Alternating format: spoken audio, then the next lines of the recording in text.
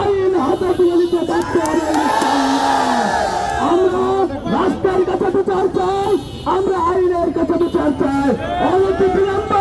এই কুলাঙ্গারকে 24 ঘন্টার মধ্যে গ্রেফতার করে তার সাজা নিশ্চিত করতে হবে। আজকের শিক্ষক সমাবেশে বক্তব্য রাখছেন, সভাপতি বক্তব্য রাখছেন বগুড়া জেলা ছাত্রলীগের সংগ্রামী সভাপতি ছাত্রলীগ হাবিবুর রশিদ খান। বক্তব্য দেওয়ার চেষ্টা করছে বন্ধুরা। আমরা বগুড়া জেলা ছাত্রদল থেকে বাংলাদেশের একটি ছাত্র দলের নেতা কর্মসূচিতে থাকতে এই এনসিপির নেতাদের এই বাংলাদেশ বিরোধী কোনো কর্মকাণ্ডে লিপ্ত হতে দেব না বন্ধুরা। যাদবের বাচ্চা মঞ্চে উঠেই আবল তাবল কথা বলে বাংলাদেশকে বিভ্রান্ত করার চেষ্টা করছে। তাই আমি মনে করি বাংলাদেশের সকল ছাত্র সমাজ ঐক্যবদ্ধভাবে নাসিরউদ্দিন পাটোয়ারীকে বাংলাদেশ থেকে বয়কট করবে।